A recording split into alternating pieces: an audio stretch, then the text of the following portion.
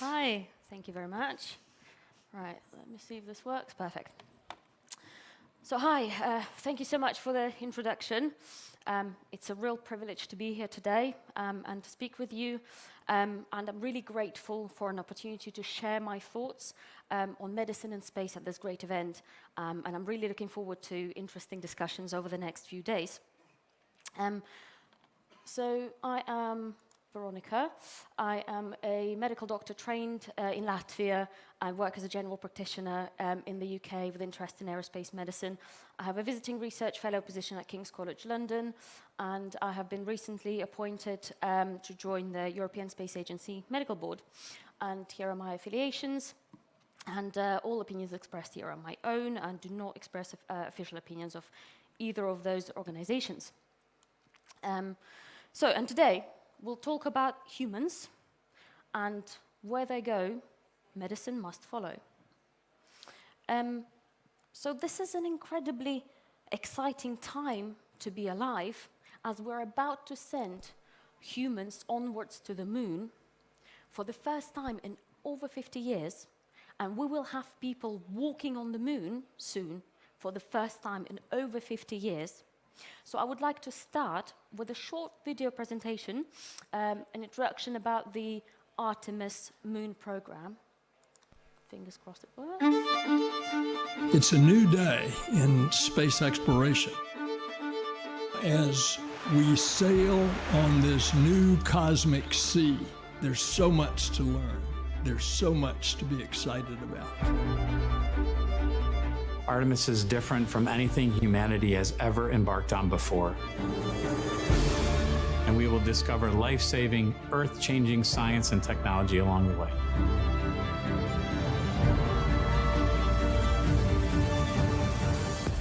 We're delving deep into what science can be achieved by humans working together with robotic capabilities and future infrastructure to support a long-term human presence at the moon.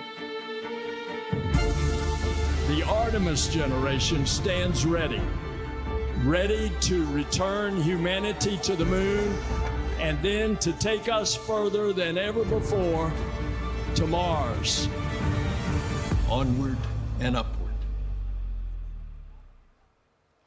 So as part of the Artemis project, there will be a space station orbiting the moon called Gateway, and as part of my role at King's College London, we've been working on the ESA contribution to medical kit planning for that station.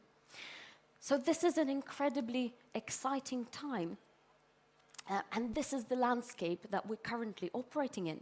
We have over 20 years of continuous human presence on low Earth orbit, numerous successful commercial and professional astronaut missions, including suborbital, orbital, and international space station flights, with several national funded missions currently in progress. We have over 20 years worth of research in human physiology, biology, and technology development to support humans living in space and experience an operational medical support for human spaceflight.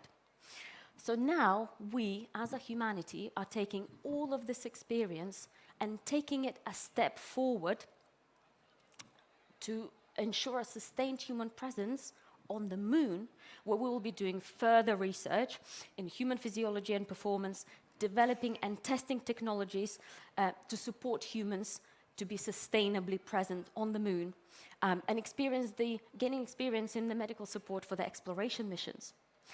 However, the excitement of pushing the boundaries of human exploration is not the only reason why we do this. Human spaceflight research generates a cascade of innovations that are making their way into our daily lives. So some of the examples of which you can see on the slides. So what does space medicine really do? Well, it does a lot of things that can broadly be separated into several categories. There is day-to-day healthcare provision to humans in space, whomever they might be. There is medical selection of astronauts and other crew. Operational medical support, meaning launch and landing, extravehicular activities, astronaut training, and other space-related activity medical support. Input into policy and regulations, and research activities, in physiology, in clinical medicine, in technology development and testing. Within ESA, medical support role and research roles are distinctly different between two different teams and do not overlap. However, that is not necessarily the case in other agencies. So since I mentioned ESA Medical Board earlier, I wonder if it might be of interest to some if I explain a little bit what it is and what it does. So ESA Medical Board is an oversight organization with the fundamental responsibility to ensure the health, safety and well-being of human research subjects during the conduct of experimental operations. So research protocols using human subjects must be approved by ESA Medical Board for any research that is funded, granted or sponsored by ESA or conducted at ESA facilities, ESA aircraft or spacecraft, or involves ESA contractor personnel or employees that are directly involved in the research activities. So specifically, all research that involves spaceflight crew and astronauts must be approved by ESA Medical Board. So briefly, the research approval process for the ESA Medical Board looks like this. So the researching team produces the ARD, or Research Development Document, and gains Ethics Committee approval. So then they produce the Life Sciences Research Protocol and submit all of that to ESA Medical Board. After ESA Medical Board approval, it goes to the multilateral, multi-agency board approval to JAXA, NASA, and Canadian Space Agency.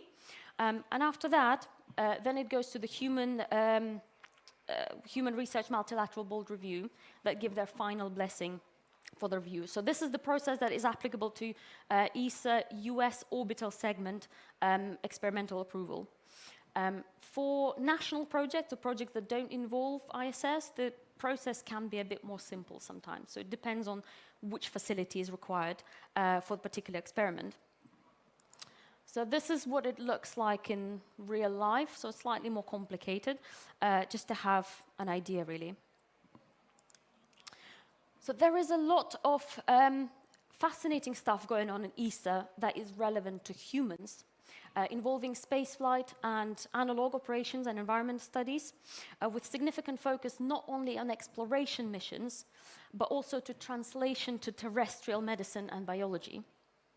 However, we still have significant hurdles that we need to overcome before we can venture out further into our solar system, and a lot of questions that we need to answer with our research. So going further from the Earth means a lot longer time in a small confined spacecraft and habitat, variable gravity environment depending on where we go. Is it orbit, is it moon, or is it Mars? Which will have a lot of implications on our physiology, on our mobility, and our performance, all of which requires further study input. We'll have different environmental conditions, different atmospheres or lack of such, temperature extremes, and many other factors. So, where humans go, medicine must follow. Well, that statement is wrong. If we only think of medicine when the humans are already going, then we've missed the boat. It's far too late. We need to think of medicine and humans when we are planning and thinking of going anywhere, in the design phase of our ships and spacecraft and stations and technology and missions. If we, as humankind, want to be a successful spacefaring nation, then when humans go, medicine must lead. Thank you.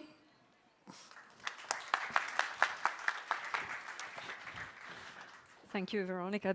There is no question from the audience, but I have one. What is currently your favorite project that is happening in ESA where the medicine is meeting space?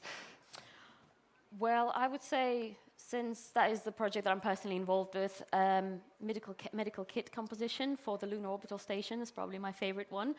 I think, much as obviously International Space Station missions are really important, we're getting a lot of insight from them, it's difficult not to be really excited about Artemis, and European Space Agency will be part of Artemis, and European Space Agency will be a big part of the Gateway mission as well, because European Space Agency, in fact, is providing a human habitat module. So we will have a lot of input, and we will have European astronauts as part of Artemis mission as well. So I find that incredibly exciting. Well, I'll keep the fingers crossed for the successful Absolutely. results. Thank you for being with us today. And I My remind pleasure. you that you can approach our speakers during the networking breaks and Absolutely. ask questions that remain unanswered during those sessions. Thank you, Veronika, No once worries at all. again. My